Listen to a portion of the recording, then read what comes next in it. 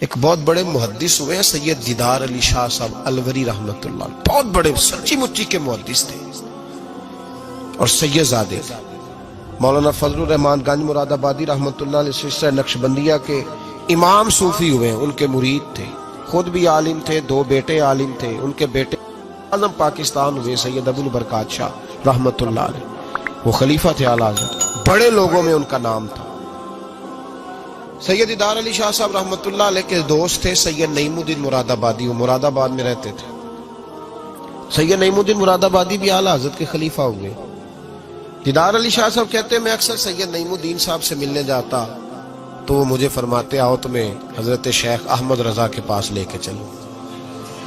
تو ان کی عمر بھی کچھ اعلیٰ حضرت سے بعض لوگ بتاتے ہیں کہ زیادہ تھی سید دیدار شاہ صاحب کی، سید بھی تھے، محدث بھی تھے، عمر بھی زیادہ تھی۔ کہنے لگے میں کیوں جاؤں، میں کسی مولانا کے پاس کیوں جاؤں، یہ مشکل ہوتا ہے نا، میں کیوں جاؤں۔ 2 4 5 دفعہ انہوں نے کہا، کہنے لگے میں نے نہیں جانا۔ کہتے ایک دن میں الور سے ملنے گیا ان کو مراد آباد، تو وہ بکسہ وغیرہ باندھ کے تیار بیٹھے تھے۔ میں نے کہا کہاں جا رہے ہو؟ کہنے لگے میں بریلی شریف جا رہا ہوں۔ کہنے لگے یار سید ہو کے عالم ہو کے آپ وہیں ہر وقت پہنچے رہتے ہیں۔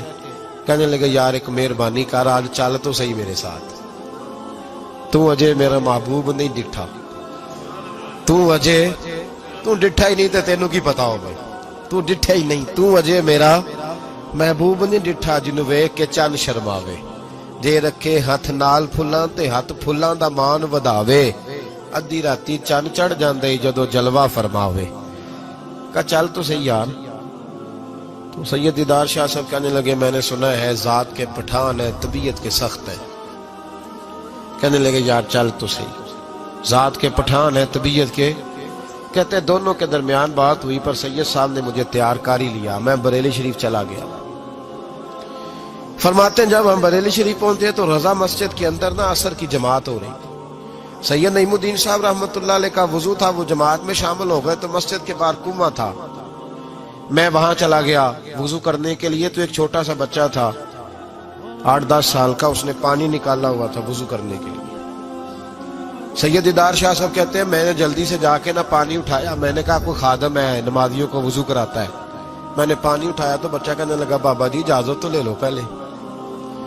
تو میں چپ کر گیا، تو میں نے کہا چلو اجازت دے دو وضو کرنا ہے۔ تو کہتے ہیں بچہ کہنے لگا آپ کو مسئلے کا پتہ ہونا چاہیے کہ نابالغ اپنی مرضی سے بھی اپنی چیز کسی کو نہیں دے سکتا۔ فرماتے ہیں میرے اسی وقت دماغ میں گھنٹیاں بجی، میں نے کہا سید دیدار علی شاہ احمد رضا کے مدرسے کے تو نابالغوں کا علم بھی تجھ سے زیادہ ہے، اس کے مدرسے کے تو نابالغوں کا علم بھی تجھ سے زیادہ ہے۔ چھوٹا بچہ کہنے لگا آپ کو مسئلے کا نہیں پتا کہ نابالغ اپنی مرضی سے بھی اپنی شے نہیں دے سکتا۔ فرماتے ہیں اس نے وضو کیا، پھر اس نے خالی کیا برتن، پھر میں نے پانی نکالا وضو کیا۔ اب سید صاحب تو مل گئے تھے ایک رکعت میں، میں تھا یا سید صاحب تھے جب ہماری بات ہوئی تھی، کیا کہا تھا انہوں نے؟ ذات کے پٹھان ہے طبیعت کے سخت ہے۔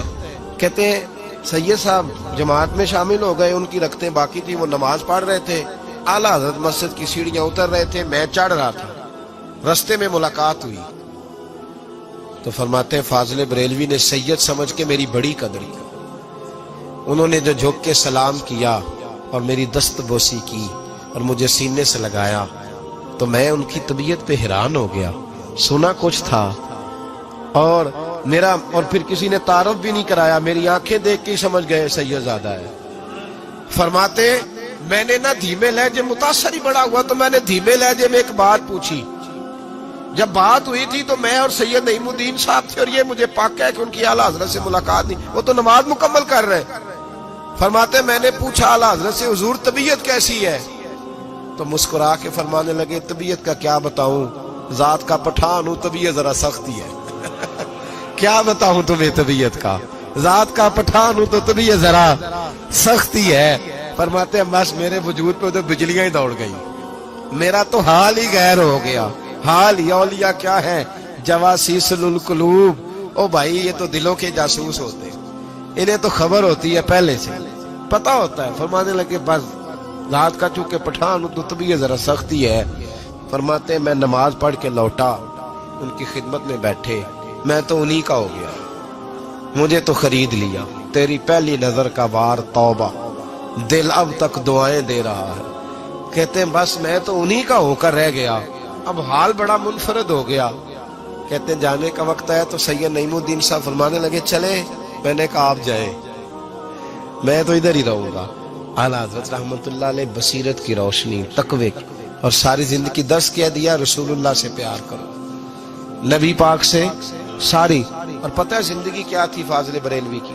نعمتیں بانٹتا جس سمت وہ ذیشان گیا, ساتھ ہی منشی رحمت کا قلم دان گیا. انہیں جانا انہیں مانا نہ رکھا غیر سے کام, للہ الحمد میں دنیا سے مسلمان گیا. اور مدینے جاتے تھے تو در رسول پہ کھڑے ہو کے کہتے تھے چمک تجھ سے پاتے سب پانے والے, میرا دل بھی چمکا دے چمکانے والا. میں مجرم ہوں آقا مجھے ساتھ لے لو, کہ رستے میں ہیں جا بجا تھانے والے. اور پھر تڑپ اٹھے کہنے لگے جھوٹے ہیں جو محبوب کی زندگی کے قائل نہیں. تڑپ اٹھے, دو قسمیں اٹھائی ایک شعر میں, کہنے لگے تو زندہ ہے واللہ, تو زندہ ہے واللہ, میری چشم عالم سے چھپ جانے والے. فاضل بریلوی رحمت اللہ علیہ نے ڈھانگی بدل دیا, رانگی بدل دیے, عشق رسول کی تحریک بن گئے اعلیٰ حضرت. جہاں ان کا نام آئے گا ساتھ حضور کی نعتیں بھی آئیں گی, جہاں ان کا نام آئے گا حضور کے حسن و جمال کا تذکرہ بھی آئے گا, جہاں ان کا تذکرہ آئے گا وہاں محبوب کی غلامی کا ذکر بھی آئے گا. اعلیٰ حضرت کا جہاں ذکر قیامت تک کیا جائے گا تو لوگوں کے دلوں میں جو چیز حرارت بن کے ابھرے گی وہ رسول اللہ کی محبت ہوگی. میں اکثر کہتا ہوں ہے یہ پیغام حضرت احمد رضا, بارگاہ نبی کے رہو باب.